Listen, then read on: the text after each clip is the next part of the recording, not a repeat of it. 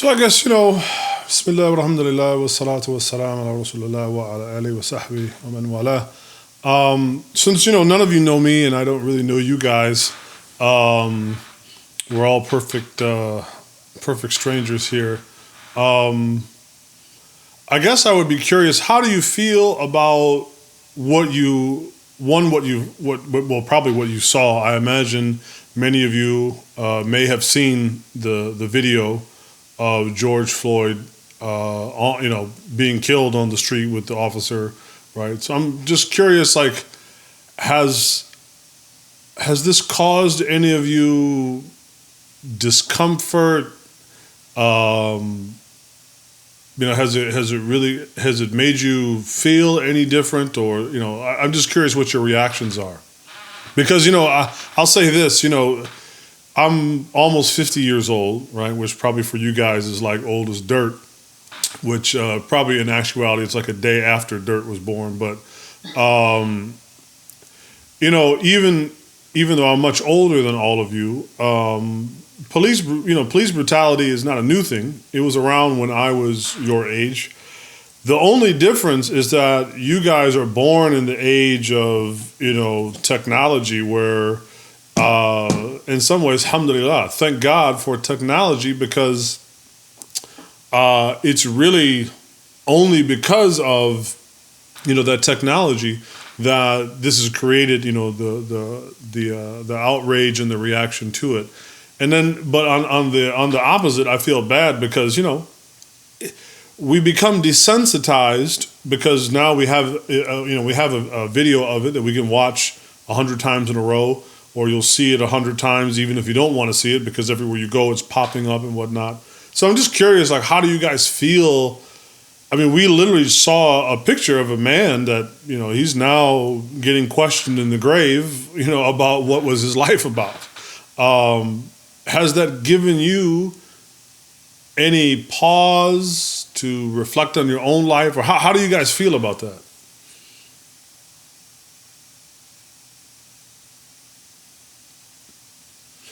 See, when I run the youth group, what's really interesting is most of the time you guys are used to being dictated to. I don't know if it's because that's just, in school, you're sitting in the class and the teacher just sort of drones on and on and on and on, and then the bell rings and you go on to the next thing, right? I'm not your science teacher. I'm not your math teacher. I'm not your English teacher. I'm just a stranger, a big bald-headed stranger that you've never seen before, that's asking you some really, particular questions. Don't be shy and just saying, like, I don't know, I'm just curious, did you feel sad, angry, confused? Or is it just kind of like, yeah, business as usual, let's go play some Fortnite, somebody just got killed? Is that where we're at as a society now, that a person can be murdered now in front of us and we just go and play Fortnite and it's business as usual? Or has it made any of you have any feelings about it? But as you said, this is not the first time. Like, we have an enduring problem of being nice in America. And I think this video, and we've seen many, somebody on here, I don't know who it was, actually, when we first logged on, they had Nipsey Hussle as their backdrop, right? That was not nice, right? The way that Nipsey Hussle left this life was not nice. And to be blunt, Nipsey Hussle himself wasn't that nice when you really delve into all of his life. Now, I'm not saying that the brother deserved to go out the way that he did, but we have a saying, live by the sword, die by the sword. So perhaps it's just some of you guys coming out of your cocoon a little bit as you're older and you're being exposed to what reality truthfully is. You are seeing that America ain't as nice as maybe you thought it once was, and that's not a new thing.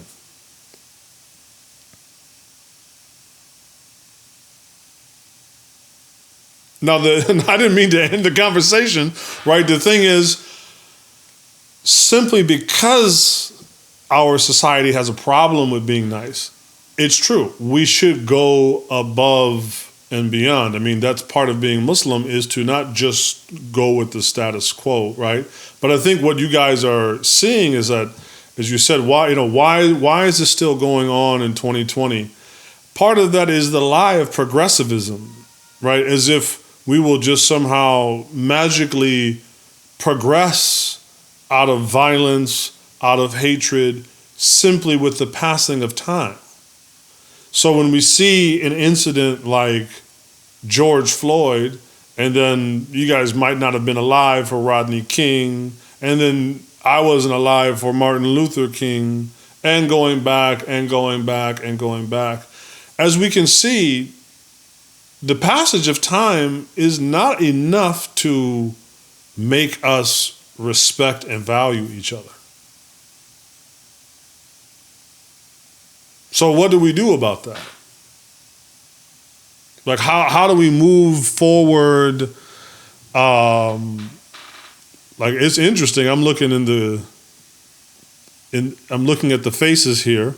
Now, man, some of you might not know, right? Because I'm not the darkest brother on the planet, but I actually come from an African-American background, right? It's just the bald head and the light skin and the Arabic that confuses everybody, and the jalaba, right? And I'm saying that because if you came from where I came from, this is pretty much, unfortunately, business as usual, like in Detroit, right? So it also might just be of the fact that you guys have grown up in a certain way. And alhamdulillah that you're not growing up in that environment. But I'm curious, how do you think you guys will engage the broader society, and what are some of your ideas to try and change? Like, what do you think we should, how can we combat this issue? I wonder if, of course, that's great for kids to know about it. I actually wonder if the adults need to be, right? I wonder if it's the adults that need to know more about it than the kids. Because let's say you educate every 9, 10, from 8 to 18 years old. Everybody has a total breakdown of every incident of, police violence, right?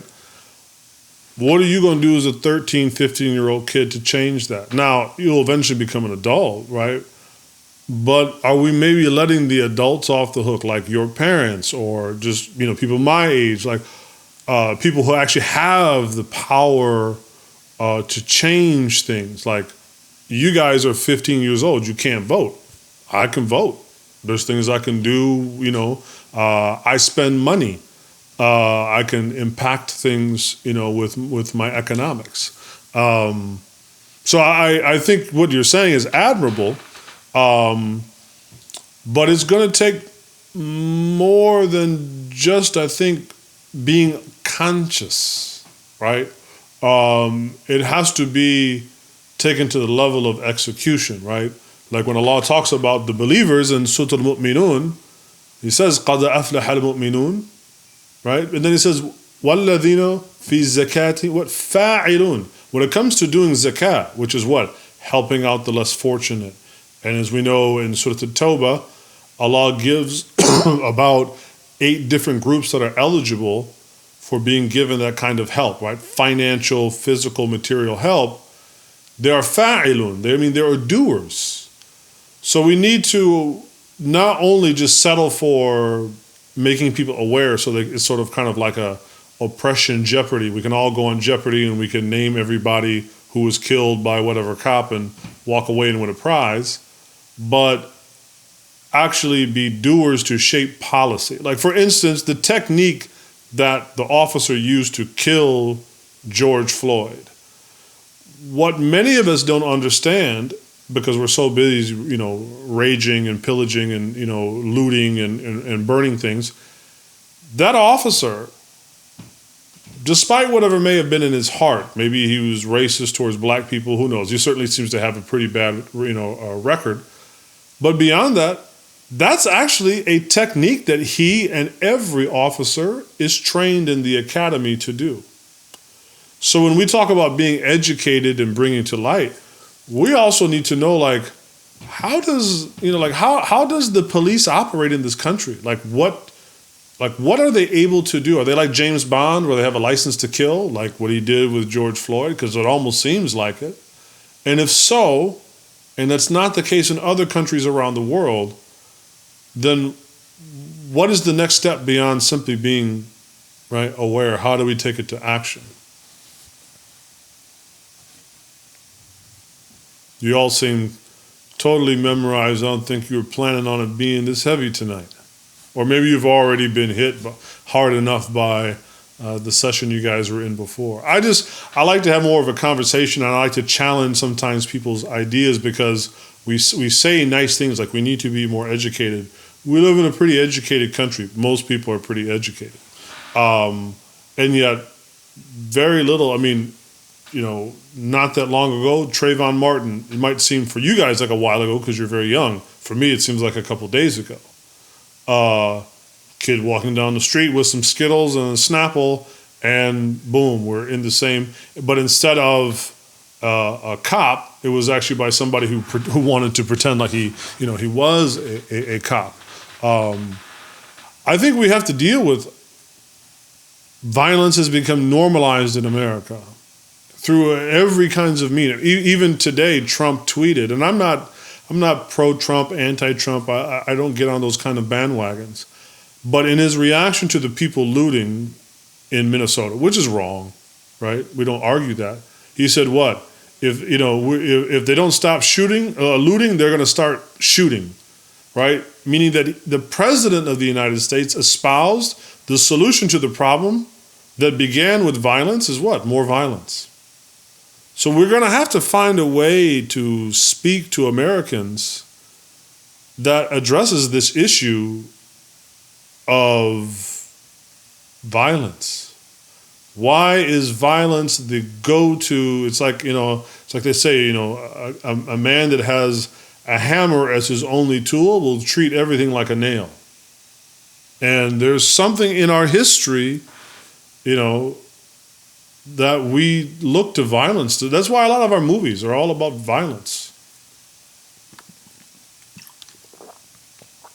I don't know. Maybe I should be quiet now and you guys can chime in, pontificate, comment, log out, whatever the correct response is. Oh yeah, no, I mean that's what I'm saying. It is from our domestic policy and culture to our foreign policy.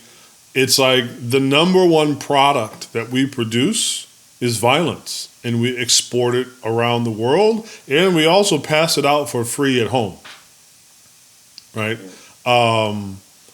And we, obviously Islam is not a pacifist religion. It allows, to be blunt, it allows for violence if it means self-preservation. Like, you're not supposed to just let somebody kill you, right? Put a gun to your head and like, okay, Bismillah, go meet Allah. No, you have a right to, protect yourself. So we don't go to the extreme of pacifism. But overall, the Quran advocates for many other solutions to problems other than violence, and actually really the last. That's why it took a very long time in the chronology of Revelation to which the Prophet ﷺ was even allowed to retaliate of, being tried to be assassinated, killed, his friends, his family, and so on, right? So it's clear from the Islamic point of view, violence has to really be kind of like the last-ditch effort, right? There are so many other avenues of which we can solve problems, right? And that's the thing. Conflict is a reality of the human condition. When Allah told the angels, "Inni ja'ilun fil ardi khalifa," I'm going to put a representative of myself in the earth, the angels basically said to Allah, "Are you sure you want to do that?" Right? That yusqi dima, like he sheds blood. Well, yufsidu fiha, he's going to cause chaos and shed blood. Meaning what? He's violent. The nature of the human being is conflict and violence, right? So it's something that we have to confront head on. And yet, Allah said about us, "Inni a'lamu ma la ta'lamun." Yes, that's true, but I know about them what you don't know. Meaning that it doesn't have to be the entirety of our condition. So there's a need, I guess maybe I've been, taking up half of your lifetime to get to this point, right? Is our engagement with America, I think particularly as Muslims, should be trying to bring into the public discourse the voice of alternative, not simply the voice of reason, but the voice of alternative, right? Like it doesn't have to be this way. And in Detroit, Muslims have been involved in anti-violence because the truth is, we have violence that isn't only police against black people or police against the poor, as poor people doing violence against themselves. We have, a horrific statistic of what African Americans do to each other, right, in their own context, which again, we have to go back to tackling the problem of conflict and violence, and what are its roots? I think in some ways it's just what you do, which is actually very similar to the Bedouin Arabs, like the pagan Arabs of Quraysh at the time of the revelation. They were just locked in a cycle of violence. And therefore we are in a unique position as people that a revelation came to us that when it first came, it went to a people that had a problem with violence. So in some ways, we should actually, if we're really engaging our religion and engaging our book and engaging our Prophet ﷺ, we have a template in there how to bring people alternatives. Yeah, you can kill him and then he can come and get revenge and kill you, and you can go get his cousin and he can come get your uncle, right? And that can go on and on and on and on and on, and nothing ever changes and no benefit comes of it. Or you know what? We can put a stopgap in there somewhere. So I think if there's anything that your generation, because you guys are really like on the cusp of adulthood. I know that, parents sometimes like hang on to their kids forever, and you got guys that are 40 years old still moving out of their mom's basement, sitting around playing, Madden. But you guys are on the verge of becoming men. You're already young men. Like, I'm not going to refer to you as boys. I know I saw something about boys halakha. I'm like, you guys are 13, 15 years old. You're young men. You're not boys, right? And in a few years, you'll just be men. And in fact, in Islamically, you guys are of the age of taklif. Everything in the religion is now incumbent upon you to do. And in a few years, societally, you will be, from a social point of view, everything will be incumbent upon you. So I think start to maybe brainstorm in what small way, right? Nobody's asking you to go out and save the world, but in what small way can you be an ambassador of presenting Islam as a healthy alternative to what is already causing people unimaginable pain and suffering, right? Because, that's what for right or wrong with the looting, and obviously it's wrong, but part of that is what? People just, they've had it, They've had it. It's not right. We don't condone it. But if we have to also learn to, if we're going to speak to people theologically or with some moral value, we cannot talk over their pain. We have to first address their pain, right? So I think you were talking about educating people, making them aware. Well, it has to move beyond facts, and it has to get to the level of empathy. Like, you need to be able to understand the emotions of, and that might require not just simply reading or education in class. You might have to actually, right, interact with some people that have been through that experience and get up and close with them, obviously with parental supervision at this age. But you need to get up close and personal. I myself, coming from Detroit, I knew guys that were gangbangers, that had taken people's lives and then became Muslim. In that process of, really transforming them, they were able to go back and be far more effective communicators to people who were still trapped in that cycle, because they were able to connect with them on an emotional level, right? It can't be purely all up here, some sort of mental arithmetic exercise. It has to connect to the heart of people. And that includes the madhloom, right? Those who are oppressed. But as the Prophet ﷺ said, it also includes the zalim. It includes the oppressor. And the Prophet ﷺ said, help your brother, whether he is the oppressor or the oppressed. So we have to find a way to talk to these police officers. We have to find a way to talk to the dominant culture in America and the downtrodden, all of them together. Because you can't fix one part of it and leave the other part broken and expect for everything to be fine. So anyway, I think I've probably monologued enough at this point. That's a great question. A little news flash about the institution known as the fraternity of police officers, right? There are many African American and even so-called people of color who joined the police force. Matter of fact, in this specific instance of George Floyd, the tragedy and the crime isn't only the officer, I forget his name, Chauvin or whatever, that literally sat on his neck for 9 minutes and killed him.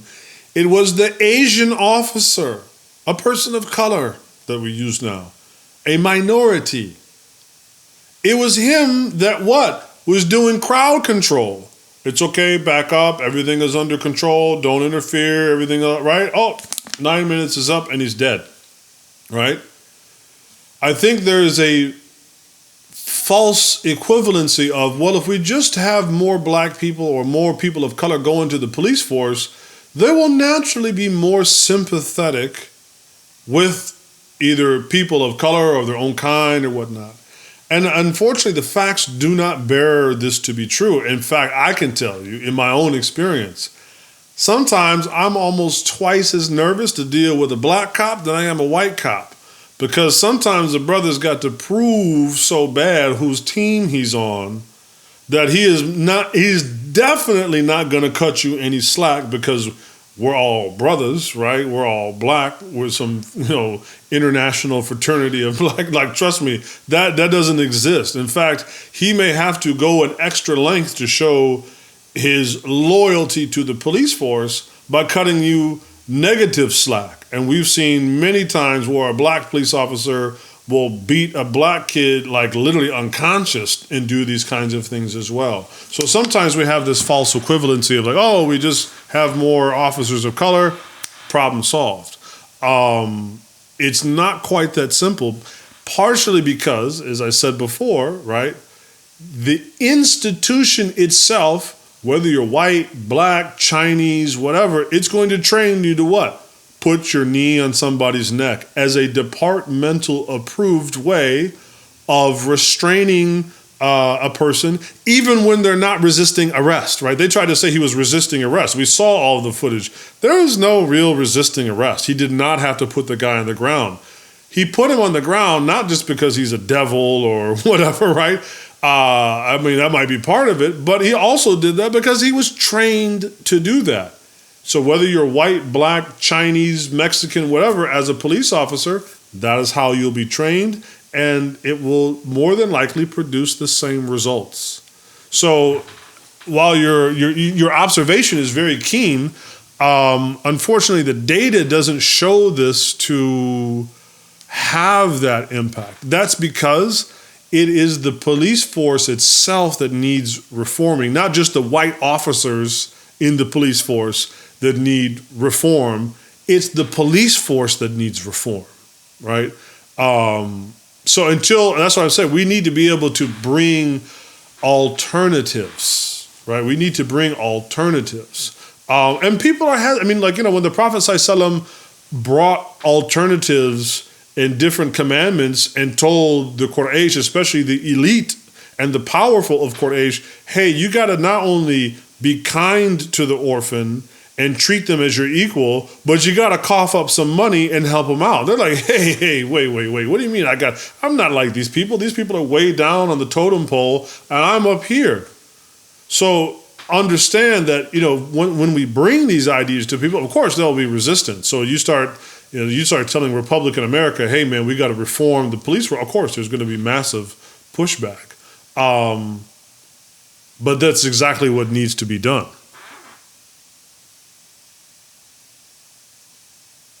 So it's more like high level thinking, right? I always say, if you have an idea, throw it down, put it on a piece of paper, visualize it, and then try to imagine what would be one level up above it, right? So you have a great idea. We need to have more police officers, but then interrogate that idea. Well, will that really work? What's the level above that, right? That's the kind of thinking cap that we need to be able to put on. Oh, absolutely. That's what I'm saying. It's high level, right? We can take this guy and do the same thing to him. Sit on his neck for 9 minutes, and okay, justice is served. And that's what I'm saying. When we talk about reform, of course, we're going to be dealing with an entire apparatus that profits from this, that supports this.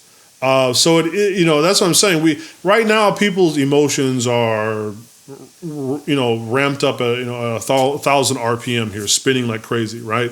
And that's understandable because it just happened.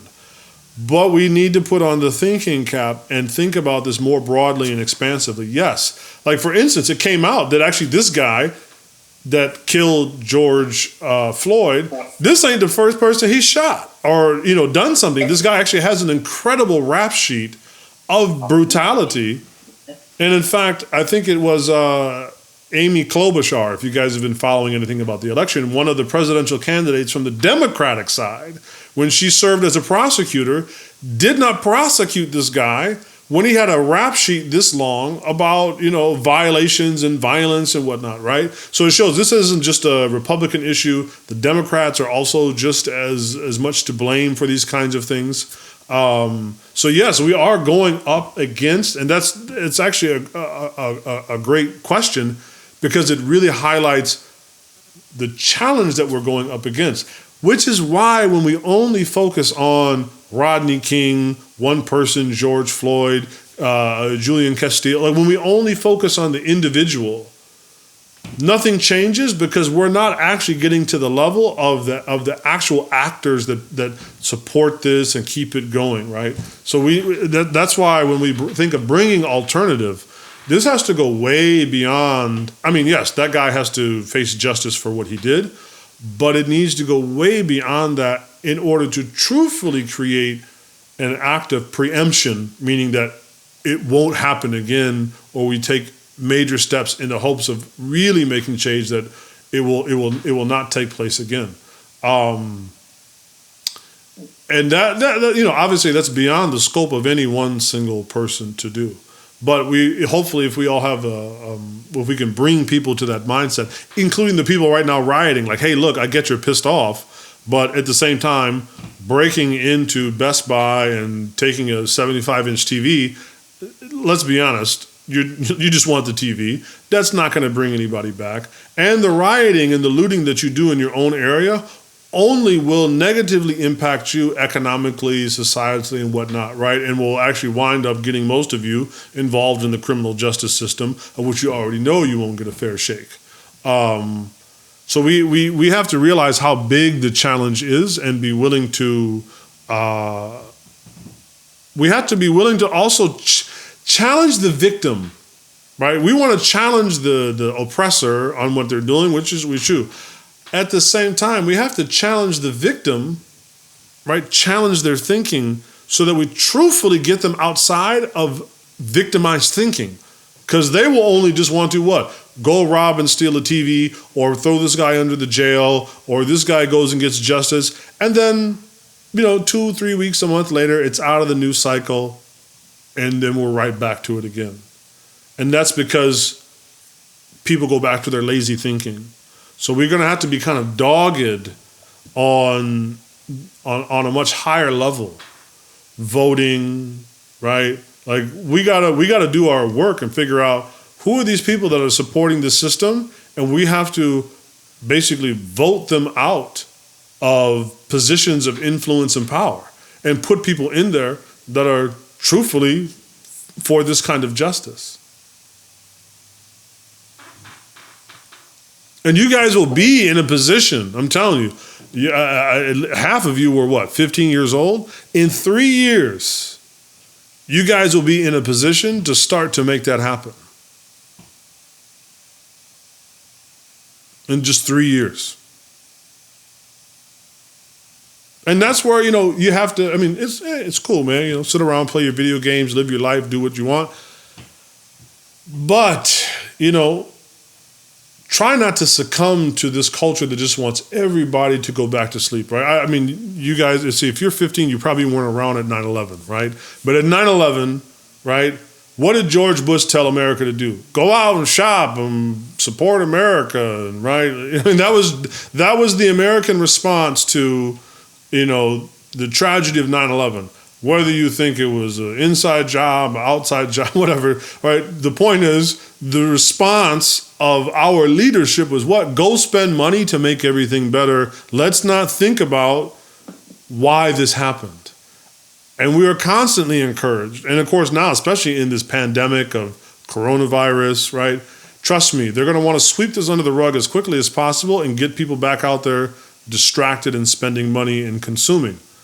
And while, I like things just as much as the next person, I can't allow that to distract me from, really, what the young kids say today, being woke. Well, it isn't just about being woke. It's about waking up and doing something. It's like when you wake up in the morning, you just don't wake up and lay in bed. No, you wake up, you put on your clothes, you brush your teeth, you pray, you go to school, you do what? Like there's things to do when you're awake, not just to be awake. Oh, and that's a normal human reaction, right? We all get defensive, and that's why I said we have to be prepared for that reality that when we confront people with these truths, they're going to be hesitant and resistant, right? When Ibrahim alayhi salam confronted his father about, why are you worshiping this idol? You realize that it cannot do anything for you, against you. It can't even protect itself. And his father is kind of like, but I'm going to do what I want to anyway, right? Why? Because it was defensive. It was very hard psychologically for a father to listen to his son because, normally the son listens to the father. That's exactly what the Quran said to the Prophet Muhammad ﷺ. We don't like what you're doing. It's not the contents of what you're saying, it's the consequences of what you're saying, because now you're causing children to disobey, you're causing sons to disobey their father and join your religion. And we don't want our sons to join your religion, not because we don't necessarily argue with you that Allah is one and so on.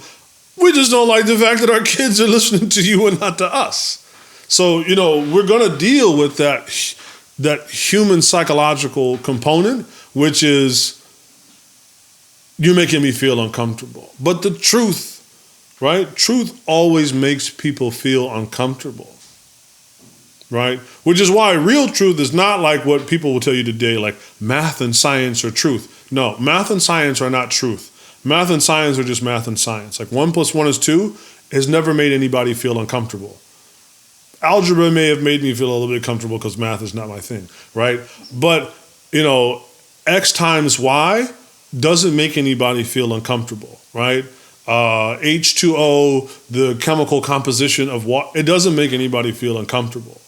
So, when we truth, right? Why are you doing this to these people? Why do we have this culture that you are either responsible for either creating, supporting, or being silent upon?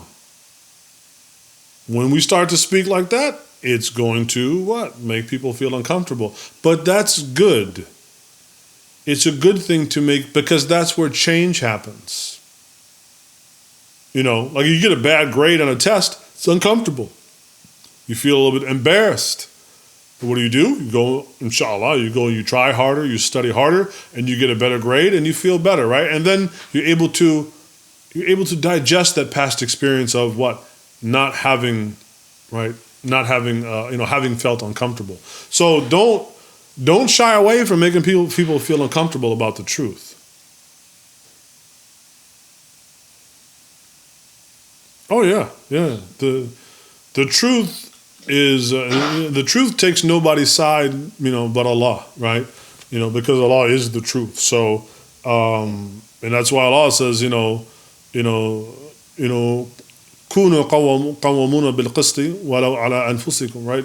Stand up and be right for justice, even if it is, even if you have to stand against yourself, right? I mean, that's a Quranic imperative that even lets us know, don't take yourself too seriously in your righteousness that you think that you are now exempt from the truth and your job is just simply to bring the truth to everybody. I mean, that's the criticism that Allah makes against Bani Israel. أَتَأْمُرُونَ النَّاسَ بِالْبِرِّ وَتَنْسَوْنَ أَنفُسَكُمْ وَأَنْتُمْ تَتْلُونَ الْكِتَابَ. Right? Are you going to command people to piety and to righteousness while you've forgotten to do it against yourselves while you are reading the book and you know what it says? So we also have to be prepared to not be so busy running around and criticizing other people. We also have to be able to look at ourselves critically and realize that we also have areas in this that we have fallen short and that we need to do better at.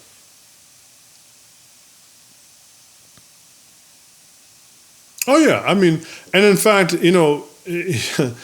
demonize pride, particularly, kibr, which is true, right? I mean, shaitan was called mustakbar, right? He was the one that tried to, is literally trying to be bigger than what he was, right? I mean, that's sort of like the literal translation of istakbara, right? And yet, if we don't have some confidence in ourselves, we will not be able to succeed, right? Whether it's playing basketball, studying for a chemistry exam, or whatever it is, without some component of, inshallah, I believe I can do this, we won't get anything done, right? So again, we don't go to the extreme, right? But at the same time, yes, we have to police ourselves to ensure that we're not looking down upon other people. And that's, looking down upon, or even in my estimation, looking down upon a person is easier to correct because, you can take a person that's very arrogant and Allah will put them through a certain experience in life that will humiliate them and they'll become a very honest, humble person because they got embarrassed. As we say, they got spanked. They got the drawers pulled down and smacked, right? It's the person who's just indifferent and that is distracted and is just consumed with this life and just doesn't have any feeling in his heart. At least pride is a feeling, right? And that can change. You can go from feeling arrogant to feeling humble, right? It's the person that don't feel nothing at all. That's hard to work with, right? And we should be scared of becoming numb like that, right? Allah gave us these feelings, وَجَعَلَ لَكُمْ الْأَبْصَارَ وَالسَّمْعَ وَالْأَفْئِدَةَ. Like he said, we gave you hearing and sight and emotions. We gave you feelings. قَلِيلًا مَا تَشْكُرُونَ, right? How little you appreciate them. So, be appreciative of having those feelings, but yes, obviously they need to be brought within a certain parameter that they don't overstep the bounds. Pride is. I've seen people. I've seen prideful people, become very humble people because Allah will find a way to usually humble them in one way or another.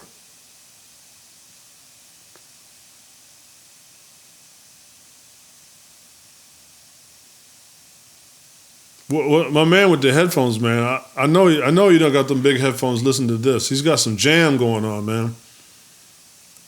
See, humbled, man. He got caught. He got the Spotify rolling in the background, man. He was because trust me, he was like bobbing his head. I'm like, look, ain't nothing I'm saying is that deep, man. He's bobbing his head, I just can't sit down for like more than 10 minutes without moving.